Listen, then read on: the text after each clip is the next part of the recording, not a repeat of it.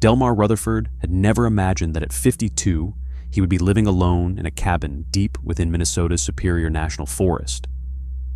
After 28 years adjusting insurance claims in Minneapolis, the early retirement package had seemed like a gift. Clara had been supportive when he applied for the seasonal wildlife survey position, though he could see the worry in her eyes when he loaded his truck that crisp October morning. 6 months isn't that long, she had said, adjusting his collar one last time. And you'll call every Sunday. The Forest Service cabin sat on the shore of Temperance Lake, accessible only by a winding gravel road that disappeared entirely under the first heavy snowfall.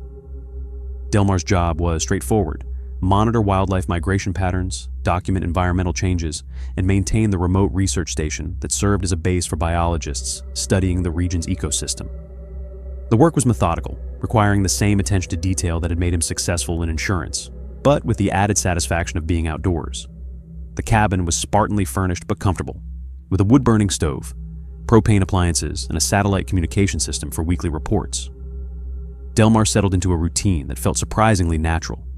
He woke before sunrise, brewed coffee strong enough to cut through the morning chill, and spent his days hiking marked trails with his camera and survey equipment. The solitude that Clara had worried about actually energized him.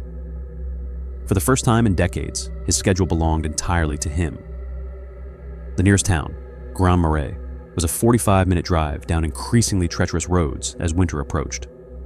Delmar made supply runs every 2 weeks, stocking up on groceries and fuel while enjoying brief conversations with locals who treated him with the polite curiosity reserved for outsiders. Cell phone reception was non-existent except from the highest ridge 3 miles north of the cabin, where he could occasionally catch enough signal to text Clara.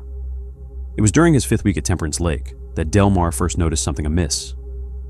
He had returned from photographing a deer migration route to find his camera equipment had been moved. Not dramatically, but enough to catch his trained eye. The telephoto lens he had left beside his laptop now sat across the room on the kitchen counter. A memory card that had been in his jacket pocket was lying on the dining table. Delmar stood in the doorway, removing his snow-covered boots, and forced himself to think logically. Perhaps he had moved these items himself and forgotten. The isolation might be affecting his memory more than he cared to admit. He checked the doors and windows carefully. Everything was locked exactly as he had left them that morning. The following evening, the disturbances became more pronounced. His reading glasses, which he distinctly remembered leaving on the nightstand, were now sitting atop the refrigerator. The notebook where he recorded daily observations had been moved from his desk to the coffee table, open to a page he had written 3 days earlier. Most unsettling of all, the framed photograph of Clara that he kept beside his bed had been turned face down. Delmar's pulse quickened as he methodically searched every corner of the cabin. He found no sign of intrusion, no evidence that anyone had been inside. The doors remained locked from within. There were no footprints in the fresh snow outside, no disturbance of the frost that had formed on the windows overnight. Yet the evidence was undeniable. Someone had been in his cabin while he was away conducting his surveys. Over the next several days, the incidents escalated in both frequency and strangeness. Delmar began creating detailed mental maps of where he left his belongings each morning, testing whether he was losing his grip on reality or if something genuinely inexplicable was occurring. Each evening brought new violations of his private space. His shaving kit appeared in the kitchen. Clothing he had left in the bedroom was arranged on chairs in the living room. A can of coffee from the pantry sat in the center of the bathroom floor. The intrusion seemed random at first, but gradually Delmar detected a disturbing pattern. The items being moved were always things he used daily, personal objects that would carry his scent, his habits, his routine. It was as if someone was studying him, learning his patterns, cataloging his life in preparation for something he could not yet comprehend. The night Delmar discovered the footprints changed everything. A brief warming spell had melted the snow into slush, creating perfect conditions for tracking. He had gone to bed early, exhausted from a long day photographing wolf sign along the northern trail system. Around 3 a.m, he woke to the sound of deliberate movement outside the cabin. He lay perfectly still, controlling his breathing as he had learned during countless insurance fraud investigations. The sounds were unmistakably human, measured footsteps circling the cabin's perimeter, pausing at each window as if someone was conducting a methodical inspection. Delmar slipped from bed and crept to the front window, careful to remain hidden behind the curtain. Through the frost-etched glass, he could see nothing but the dark silhouettes of towering pines. The footsteps continued for nearly an hour, moving with purpose around the structure, stopping longest at the bedroom windows. When silence finally returned to the forest, Delmar remained at his post until dawn, camera in hand, waiting. At first light, he pulled on his boots and stepped outside to investigate. The evidence was undeniable. Fresh footprints formed a complete circle around the cabin, clearly visible in the muddy slush. The prints belonged to a hiking boot similar to his own, roughly size 11. What chilled him most was the realization that whoever had made these tracks had stood at each window for extended periods. The impressions were deeper where the person had lingered, as if they had been studying him while he slept. Delmar photographed everything with his professional equipment, measuring the prints and following the trail into the forest. After about 75 yards, the tracks simply vanished on a patch of exposed granite, leaving no indication of where the intruder had come from or where they had gone. The violations escalated dramatically over the following week. Delmar began finding his personal belongings arranged outside the cabin in grotesque displays. A flannel shirt he had been missing appeared draped over a low pine branch like a scarecrow.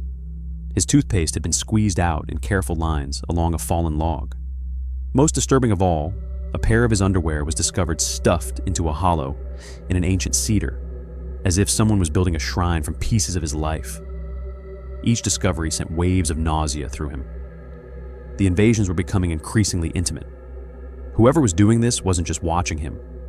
They were collecting parts of his existence, creating a catalog of his most private moments.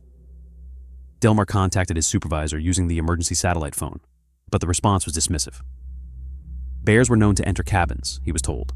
Raccoons could move small objects. The footprints might belong to a lost hunter who had stumbled upon the cabin in the dark. But Delmar's insurance background had taught him to recognize patterns that others missed. This was deliberate, calculated, and deeply personal. During his final week at Temperance Lake, Delmar made the discovery that would haunt him for years to come. Returning from his morning survey, he found an envelope taped to the cabin door with his name written in neat block letters. Inside were 5 Polaroid photographs that made his knees buckle. The photos showed him sleeping in his bed, taken through the cabin window on different nights. In one, his face was clearly visible in the dim light from his bedside lamp. Another captured him mid-dream, expression peaceful and unaware of the predator documenting him from the darkness. The final photograph was the most terrifying. It had been taken from inside the cabin, from the foot of his bed, looking down at his sleeping form. Someone had been standing over him, close enough to touch, photographing him without his knowledge while he lay completely vulnerable. Delmar didn't complete his contract.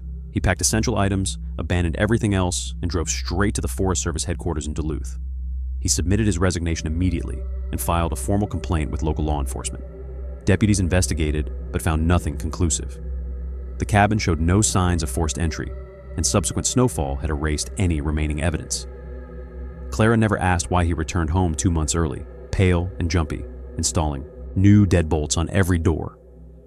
The nightmares about those photographs continued long after he found work at a suburban insurance office, far from any forest where someone might still be watching, waiting for the next person foolish enough to accept isolation in the Minnesota wilderness.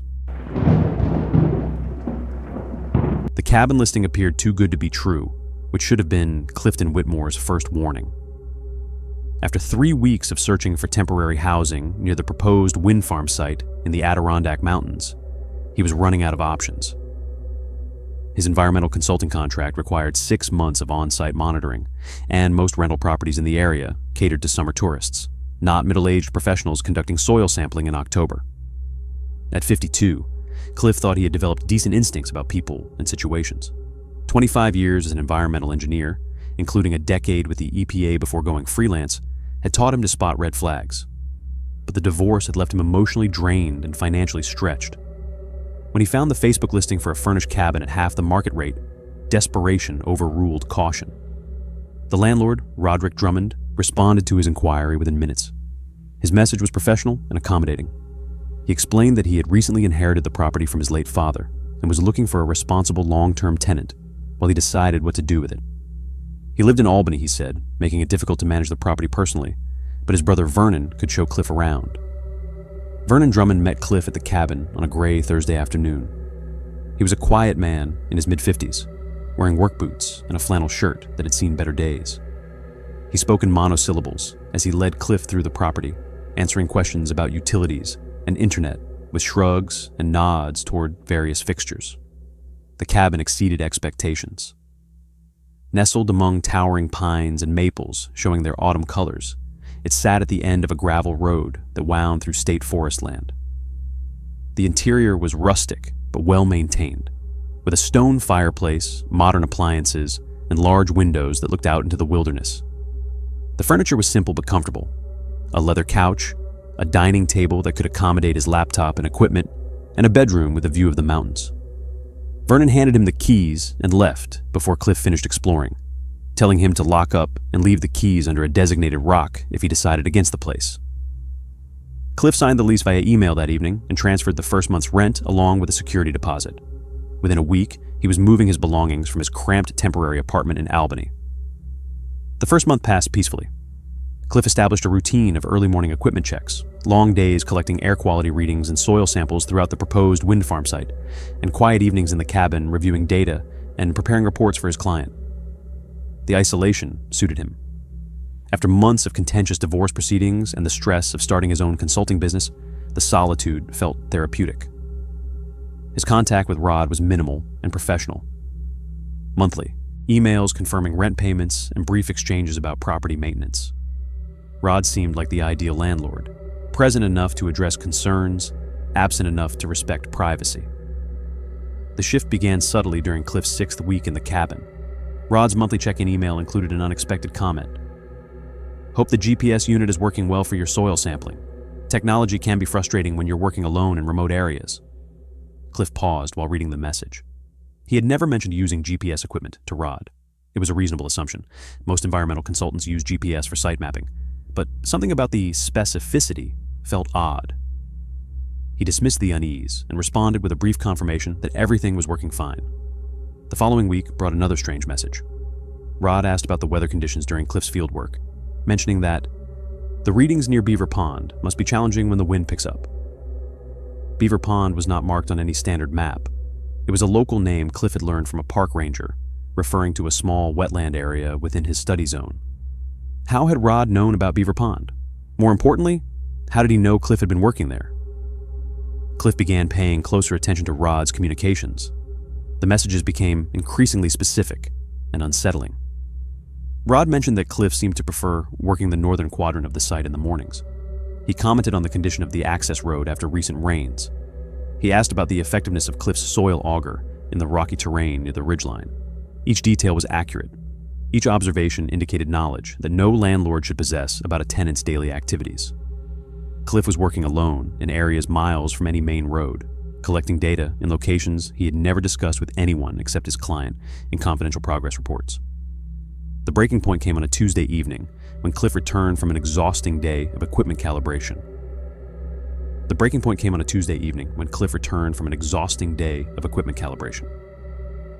He had spent 12 hours troubleshooting a malfunctioning air quality monitor at the most remote corner of the study area, a location accessible only by hiking 2 miles through dense forest.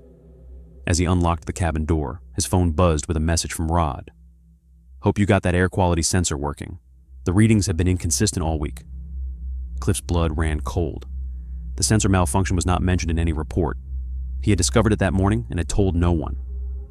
The equipment data was uploaded to secure servers, accessible only to him and his client. Yet Rod knew about the technical problem with disturbing precision. That night, Cliff could not sleep. He lay in bed, analyzing every possible explanation. Perhaps Rod had access to his client communications. Perhaps there was a logical reason for his knowledge. But the alternatives were more terrifying. Hidden cameras, electronic surveillance, or worse, Rod was not in Albany at all. The next morning, Cliff began testing his theory. He deliberately left specific equipment in unusual locations throughout the cabin, photographing their exact positions. A soil sample container on the kitchen windowsill. His field notebook open to a specific page on the coffee table. His GPS unit positioned at a particular angle on the dining room chair. He spent the entire day away from the cabin, working at the southern boundary of his study area. When he returned that evening, nothing appeared disturbed. Everything was exactly as he had left it. But Rod's email arrived an hour later. Interesting data on soil composition. Page 43 of your field notes caught my attention. Page 43 contained preliminary findings on soil density measurements. Rod had not only seen the notebook, but had read the specific page it was open to.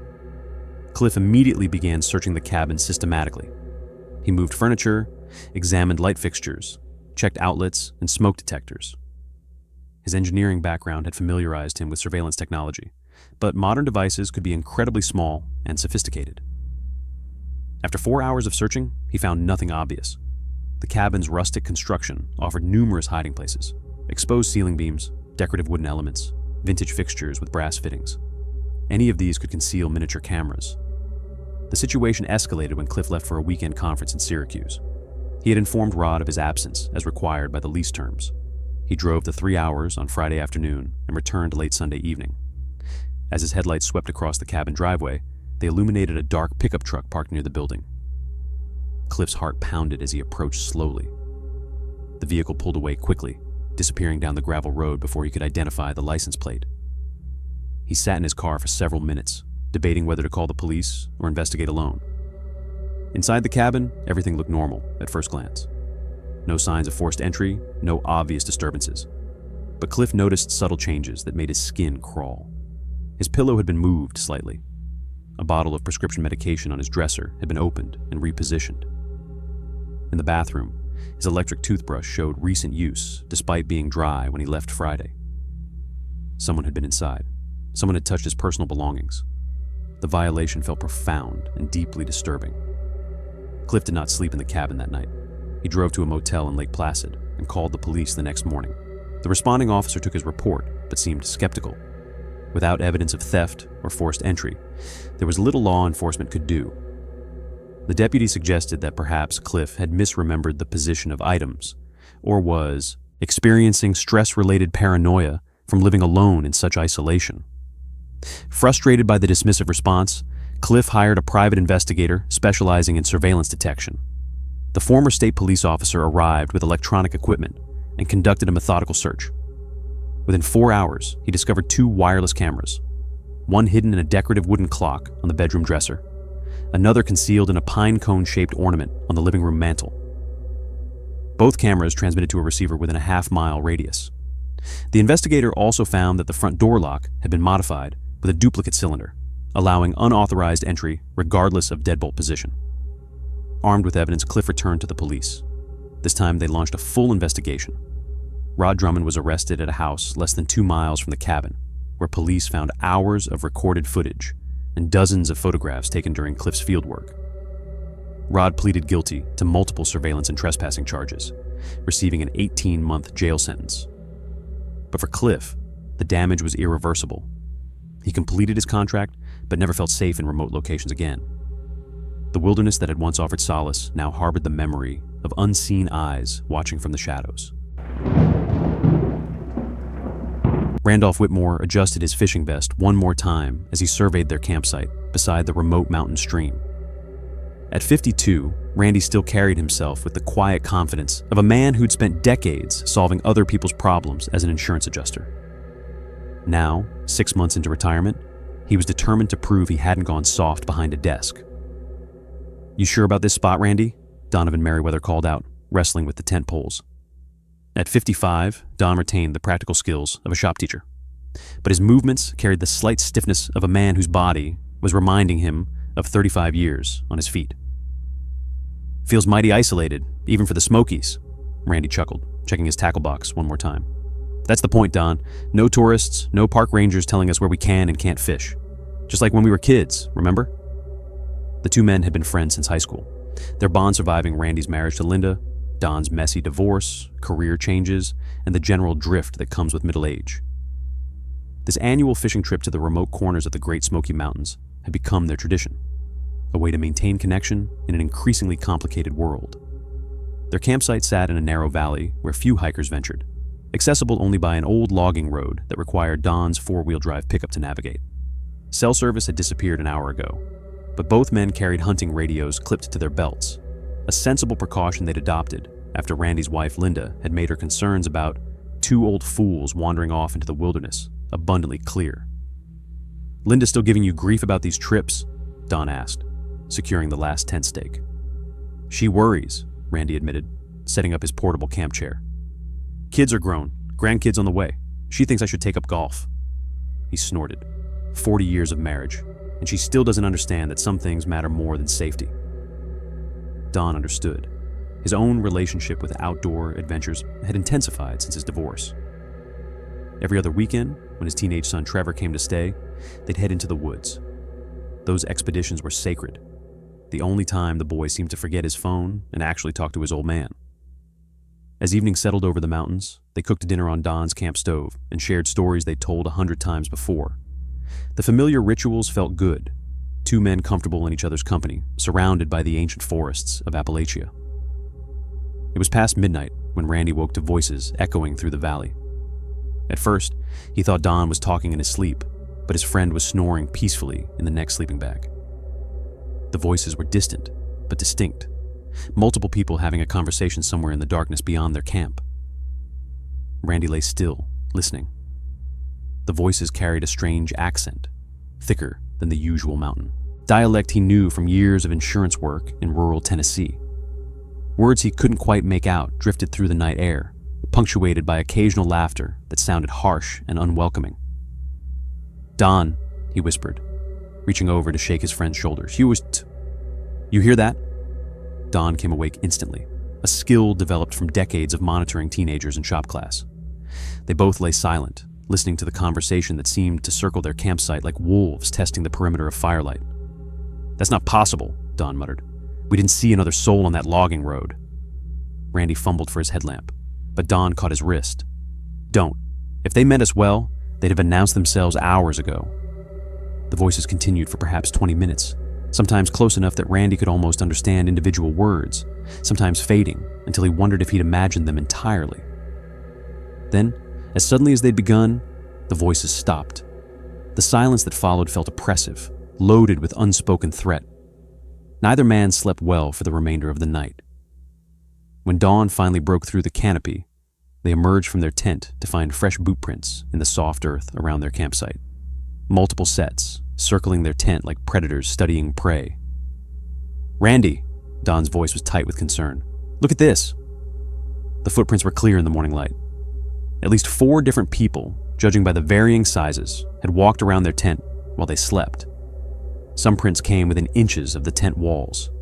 Randy felt his stomach clench. In 40 years of outdoor experience, nothing like this had ever happened.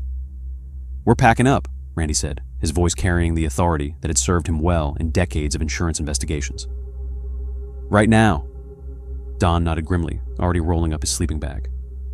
Both men moved with efficiency, born of experience, but Randy caught his friend's hands shaking slightly as he dismantled the tent poles.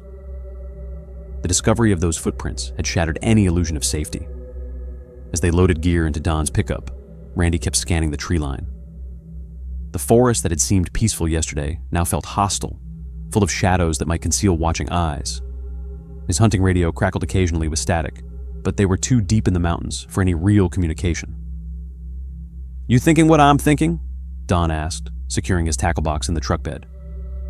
"Local moonshine operation," Randy confirmed. "Probably been using this valley for generations. We stumbled into something we weren't supposed to see." It made sense. These remote Appalachian valleys had sheltered illegal distilleries since Prohibition. Modern federal agents rarely ventured this deep into the mountains, and locals protected their own. But Randy had never heard of moonshiners stalking campers like hunting prey. They were halfway packed when Don grabbed Randy's arm, pointing silently up the valley. 4 figures stood motionless among the trees, perhaps 100 yards distant.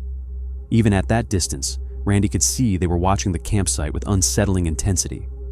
"Let's go," Randy whispered. "Now." They threw the remaining gear into the truck bed without bothering to secure it properly. Don cranked the engine while Randy climbed into the passenger seat, his hand instinctively checking for the .38 revolver he'd carried on these trips since his insurance days had taught him that isolated places sometimes held dangerous secrets.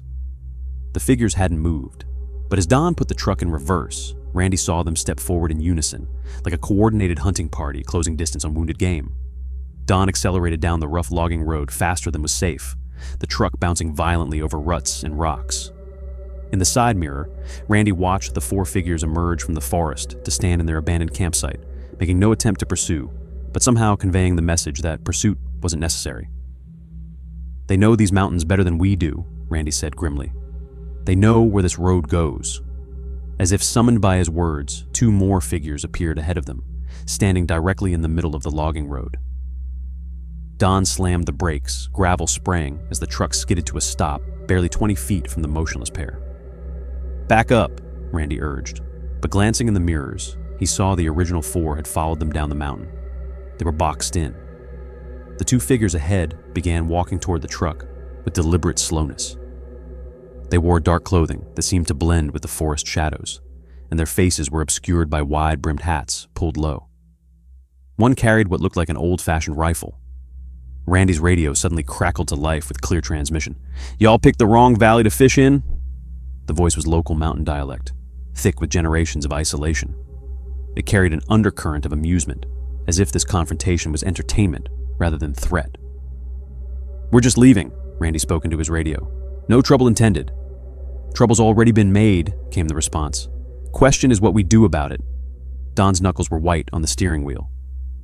At 55, he'd thought his days of real danger were behind him. Now he was thinking about Trevor, about the weekend visits that gave his life meaning, about whether his son would even remember him clearly if something happened in these mountains. The figures ahead stopped just outside the truck's headlight range, close enough that Randy could see weathered faces beneath those hat brims. These weren't casual trespassers or weekend criminals. These were people who belonged to these mountains in ways that went back generations, people for whom outsiders represented threats to be eliminated. "Gun it," Randy said quietly. "Straight through them. They'll move."